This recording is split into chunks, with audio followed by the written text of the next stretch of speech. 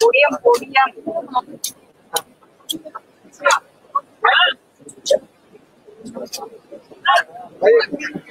हो हो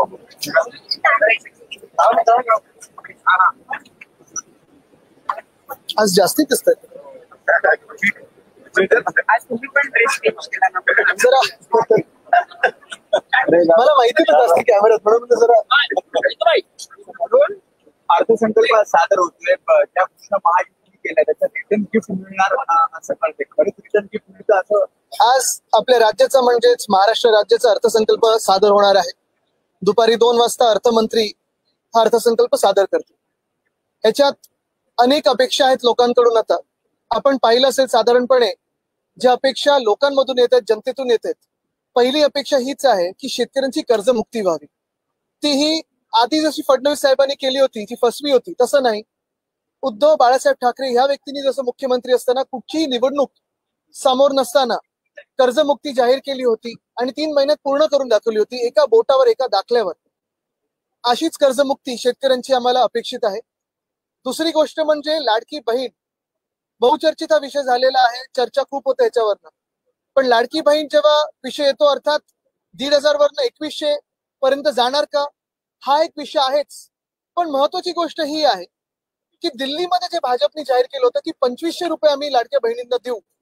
मग दिल्ली मधल्या लाडक्या बहिणी आणि महाराष्ट्रामधल्या लाडक्या बहिणींमध्ये नेमका फरक काय आहे हा देखील आम्हाला समजून घ्यायचा. म्हणून जर 2100 होत असेल आणि 2500 नसेल होत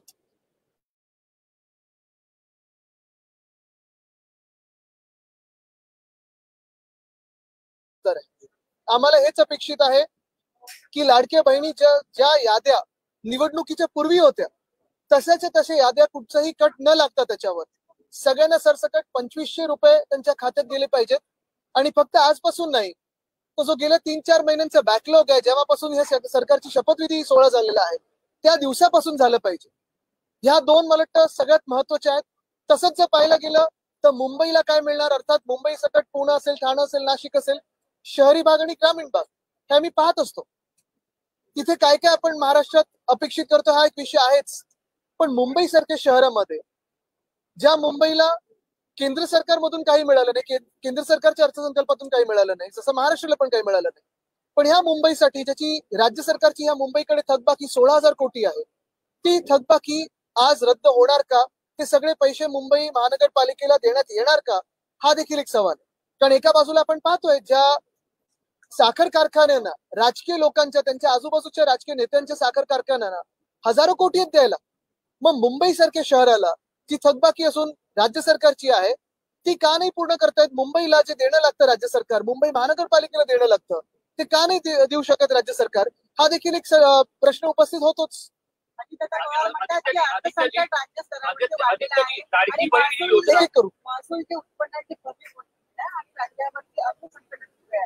मला वाटतं त्याच्यावर श्वेतपत्रिका यावी ना, कारण आता डॅव्होसच्या दौऱ्यात असं काही चित्र दाखवलंय जणू काही सगळं भरभराट झाली आहे. $1 ट्रिलियन इकॉनॉमीच्या पुढे गेलो आपण. एवढं काही असेल तर आज सरकारने दाखवावं आणि खरं काय चित्र ते दाखवावं. आम्ही त्यांचं कौतुक करू जर सत्य बोललं तर. आदित्यजी, लाडकी बहीण ही योजना मध्य प्रदेशमध्ये सुरुवातीला राबवण्यात आली, तिथे ती लोकप्रिय झाली, पण तीच योजना महाराष्ट्रामध्ये बदनामही झाली आणि अडचणीतही आली. काय प्रमुख कारण आहे? मी तुम्हाला एक सांगतो, जे आधी पण सांगितलं होतं की हे सरकार महानगरपालिका नगरपालिकेच्या निवडणुकीनंतर भाजप ही लाडकी बहीण योजना बंद करेल. पण माझी अपेक्षा वेगळी आहे. मी सगळ्यात काही चांगलं पाहतो आणि आता संधी ही आहे की भाजपाने एका ठिकाणी आश्वासन दिलंय की आम्ही 2500 करू दिल्लीमध्ये, मग महाराष्ट्रात का नाही 2500 आपल्या लाडक्या बहिणींना मिळालं पाहिजे. आदित्यजी, बेकायदेशीर वक्तव्य करण्यासंदर्भात म्हणजे प्रतिबंध करण्यासंदर्भातला कायदा आहे तो अधिक पसरवावा यासाठी सरकार नवं विधेयक आणून पाहते, त्याबाबत जाहिरात सरकारने केली. कसं बघतात? नक्कीच कोरटकर, सोलापूरकर यांच्यावर लावा होतो कायदा, पण एकंदर तुमच्यावर पण हा कायदा लागू होणार हे लक्षात ठेवा. मीडिया म्हणून बेकायदेशीर ह्या भाजपच्या मनात बेकायदेशीर म्हणजे जो भाजपच्या विरोधात बोलतो तो बेकायदेशीर. वक्तव्य आहे महाकुंभमध्ये नदीचं पाणी हे खराब झालेलं आहे, असं पाणी मी कधीही प्रकरण करणार नाही, अशा पद्धतीचं एक वक्तव्य त्यांनी केलं. त्यामुळे लोकांच्या धार्मिक भावना दुखावल्या गेलेल्या.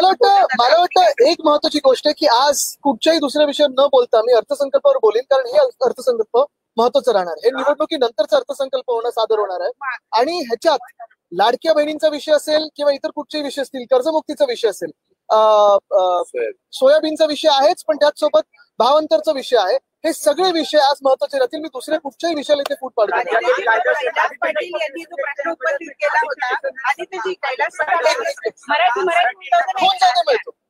कैलास पाटील यांनी प्रश्न उपस्थित केलेला होता की बळीराजा मोफत ही बघा, आमचा आवाज एवढा- होती, ती योजना जी आहे ती फसवी आहे असं त्यांचं म्हणणं आहे. कारण शेतकऱ्यांना अजूनही लाखो रुपयांची बिलं येत आहेत. त्यांनी नुसतं म्हणून नाही दाखवलंय, त्यांनी ते बिल दाखवलंय ज्याच्यात आता आधी 0 रकमेचं बिल होत होतं, आता त्याच्यात बिल यायला लागले. आणि हेच आम्ही सांगतोय की भाजपचं सरकार, हे जे महायुतीचं सरकार, ते महाझोटीचं सरकार आहे. कारण हे खोटं बोलून निवडणुका ईसीच्या म्हणजे इलेक्शन कमिशनच्या आशीर्वादाने जिंकलेलं.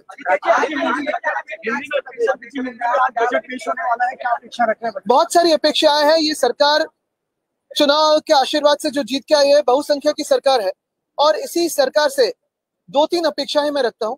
पहली अपेक्षा ये है कि सारे किसानों को कर्ज मुक्त किया जाए, उनको कर्ज मुक्त किया जाए जैसे हमारी सरकार ने, उद्धव बाळासाहेब ठाकरे हमारे जो मुख्यमंत्री थे उन्होंने किया था, किसी भी चुनाव के सामने या किसी चुनाव को सामने न रखते हुए किया था.